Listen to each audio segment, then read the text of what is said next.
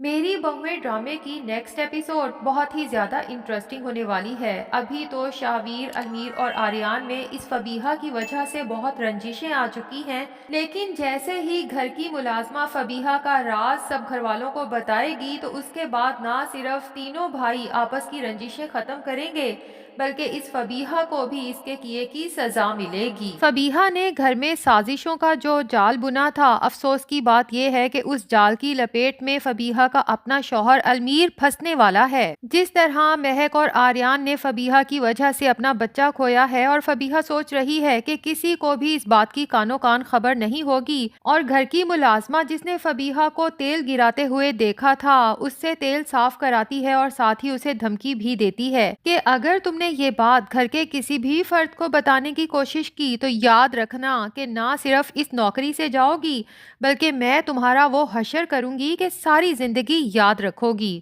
جبکہ دوسری طرف مہک اور آریان اپنے ہونے والے بچے کو کھونے کے بعد غم سے نڈھال ہیں، کیونکہ دونوں میاں بیوی ہی اس بچے کی وجہ سے بہت خوش رہنے لگے تھے اور اپنے آنے والے مستقبل کے لیے کتنے خواب دیکھ رہے تھے۔ آریان تو اپنے بچے کو باہوں میں اٹھانے کے لیے گن گن کے دن گن رہا تھا، جبکہ مہک آریان سے باتیں کرتی تھی کہ ہم اپنے بچے کی بہت اچھی پرورش کریں گے، اسے ایک سمجھدار اور صبر کرنے والا انسان بنائیں گے۔ اور آریان جو اپنے ہونے والے بچے کے لیے آن لائن شاپنگ کرتا رہتا تھا، بچوں کے نام سوچتا رہتا تھا، اور دونوں میاں بیوی اللہ کے سامنے سجدہ ریز ہوتے تھے، کیونکہ ڈاکٹرز نے تو صاف کہہ دیا تھا کہ مہک بانجھ ہے اور وہ کبھی ماں نہیں بن سکتی۔ لیکن جس طرح ان کی دعائیں قبول ہوئیں یہ ان کے لیے انہونی تھی، لیکن انہیں کیا پتا تھا کہ ان کا خواب پورا ہونے سے پہلے ہی ٹوٹ جائے گا۔ افسوس کہ فبیہہ نفرت میں اس حد تک بڑھ گئی کہ اس نے مہک اور آریان کے خواب کا ذرا بھی نہیں سوچا،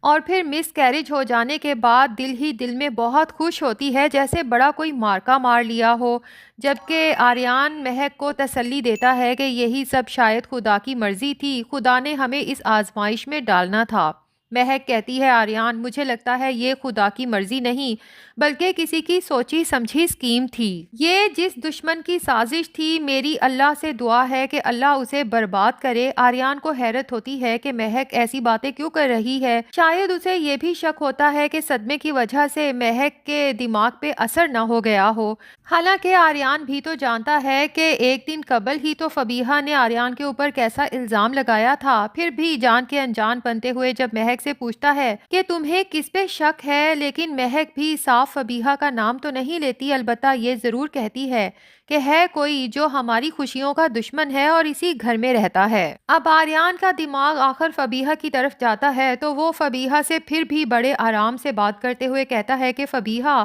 تمہیں ہی مہک سے اور ہمارے ہونے والے بچے سے پرابلم ہو رہی تھی، اس دن بھی تو تم نے جان بوجھ کے مہک کو دھکا دیا تھا، میں نے تمہیں اپنی آنکھوں سے نہ دیکھا ہوتا تو شاید میں مہک کی باتوں پر بھی یقین نہ کرتا، لیکن پھر جس طرح میں نے تمہیں روکنے کی کوشش کی اور تم نے گھر میں اتنا بڑا ہنگامہ کھڑا کیا کہ میرے چھوٹے بھائی المیر کو اور ابو کو بھی میرے ہی خلاف کھڑا کر دیا اور پھر میرے اوپر جھوٹے الزامات لگانے لگی، تو اب تم خود ہی بتا دو کہ کیا یہ سب کیا دھرا تمہارا ہے؟ فبیہہ تو فوراً آنکھوں میں موٹے موٹے آنسو لیے آریان سے کہتی ہے کہ آریان بھائی، آپ یہ کس طرح کی باتیں کر رہے ہیں؟ اور ادھر المیر جو یہ سب سن لیتا ہے تو فوراً ہی اپنی بیوی کو پروٹیکٹ کرنے کے لیے پہنچ جاتا ہے اور ایک دفعہ پھر آریان سے شدید بدتمیزی سے پیش آتا ہے۔ المیر کو حقیقت کا تو پتہ نہیں، البتہ آریان کے سامنے زبان چلاتے ہوئے کہتا ہے کہ آریان بھائی، آپ میری بیوی کے ساتھ اس طرح سے بات نہیں کر سکتے، میں کسی کو اپنی بیوی کے ساتھ بدتمیزی سے پیش آنے کی اجازت نہیں دوں گا۔ لیکن آریان جس کا دل غم سے نڈھال ہے فبیہہ سے کہتا ہے کہ تم نے جان بوجھ کے یہ گناہ اپنے سر لیا ہے، میرے ہونے والے بچے کو پیدا ہونے سے پہلے ہی مار دیا، ہماری خوشیاں چھین لیں، میں اس کے لیے تمہیں کبھی معاف نہیں کروں گا۔ اور فبیہہ آنکھوں میں موٹے موٹے آنسو لیے المیر کی طرف ایسے دیکھتی ہے جیسے وہ تو بالکل بے گناہ ہو، لیکن آریان بھی کہہ دیتا ہے کہ تم اب یہ آنسو نکال کے خود کو معصوم ظاہر نہیں کر سکتی، میں تمہارے اس آنسوؤں کے پیچھے کے اصل چہرے کو دیکھ چکا ہوں۔ اب المیر کی برداشت تو جواب دے جاتی ہے۔ وہ ایک دفعہ پھر آریان کے گریبان تک پہنچنے ہی لگتا ہے کہ آریان محض اپنے گریبان تک پہنچنے سے روکنے کے لیے المیر کو تھوڑا سا دھکا دیتا ہے، لیکن اتفاق سے وہ دھکا المیر کی برداشت سے شاید تھوڑا زیادہ ہوتا ہے۔ تبھی وہ پیچھے پڑے گملے پر اس بری طرح سے گرتا ہے کہ اسے شدید چوٹ آتی ہے۔ سبھی گھر والے یہ منظر دیکھ کے پریشان ہو جاتے ہیں، خود آریان کی بھی جان لبوں پہ آتی ہے، جبکہ فبیہہ تو وہیں سے چیخنا چلانا شروع کر دیتی ہے کہ آپ نے میرے شوہر کی جان لینے کی کوشش کی، میں آپ کو کبھی معاف نہیں کروں گی۔ اب سب لوگوں کی ہمدردی ظاہر ہے کہ المیر اور فبیہہ کے ساتھ ہوتی ہے، جبکہ آریان کو سبھی غصے کی نگاہ سے دیکھتے ہیں، خاص طور پہ آصف صاحب، کہ آریان کو بڑے بھائی ہونے کا ثبوت دینا چاہیے تھا اور اللہ کی مرضی پہ صبر و شکر سے خاموش رہنا چاہیے تھا۔ بہرحال المیر کو ایمرجنسی میں ہاسپٹل لے جایا جائے گا، جہاں ڈاکٹرز کہیں گے کہ مریض کی حالت بہت تشویشناک ہے اور اگلے 24 گھنٹے اس کے لیے بہت کریٹیکل ہیں۔ یہ سن کے تو سب گھر والوں کا پریشانی سے برا حال ہوگا۔ فبیہہ کے تو ہاتھ پاؤں پھول جائیں گے۔ یہی فبیہہ جس نے آریان اور مہک کے بچے کو ختم کرنے سے پہلے ذرا بھی نہیں سوچا کہ اپنی نفرت، ضد اور انا کی خاطر وہ کتنا بڑا نقصان کرنے جا رہی ہے۔ اب اپنے شوہر کی یہ حالت دیکھنے کے بعد پتہ نہیں اسے احساس ہوتا ہے یا نہیں کہ دراصل اس سارے فساد کی جڑ تو وہی ہے۔ ایسے لوگ سوچتے ہیں کہ ہم دوسروں کے ساتھ جو مرضی کرتے رہیں اور آنسو نکال کے خود کو سچا ثابت کر دیں تو شاید ہماری پکڑ کبھی نہیں ہوگی، لیکن خدا کی لاٹھی بے آواز ہے۔ حالانکہ فبیہہ کو سوچنا چاہیے تھا، حال ہی میں اس کا اتنا بڑا نقصان ہوا، اس کی جان سے پیاری ماں دنیا سے چلی گئی، اتنے بڑے غم کے بعد تو انسان ویسے ہی بہت نرم دل ہو جاتا ہے، لیکن فبیہہ کا دل پتہ نہیں کون سی مٹی سے بنا ہے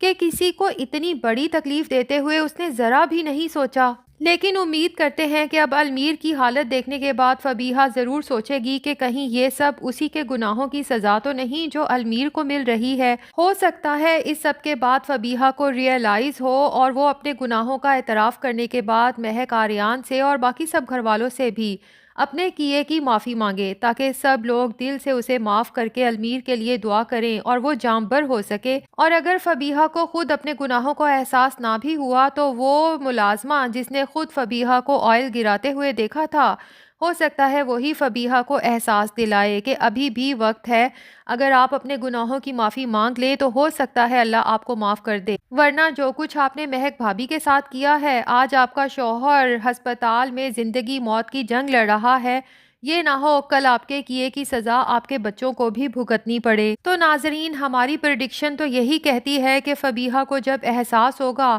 تو ہو سکتا ہے وہ مہک سے معافی بھی مانگے اور اپنا چھوٹا بھائی زین مہک کی گود میں ڈال دے کہ آج سے یہ آپ کا بیٹا ہے۔ تو لگتا تو یہی ہے کہ نہ صرف تمام گھر والوں کے مابین رنجشیں ختم ہوں گی، بلکہ سب بھائی مل کے آصف صاحب کی دکان بھی واپس خریدیں گے اور پھر اپنے باپ کے ساتھ ہی کاروبار شروع کریں گے۔ اس گھر کی خوشیاں تو واپس لوٹیں گی، لیکن افسوس کہ اس میں عنبر بیگم نہیں ہوں گی۔ ناظرین، آپ کو میری بہویں ڈرامہ کیسا لگتا ہے اور آپ میں سے کون کون چاہتا ہے کہ آصف صاحب کی دوسری شادی ہونی چاہیے؟ کمنٹس میں اپنی رائے کے اظہار کے ساتھ ساتھ ویڈیو کو لائک اور چینل کو سبسکرائب کرنا نہ بھولیں۔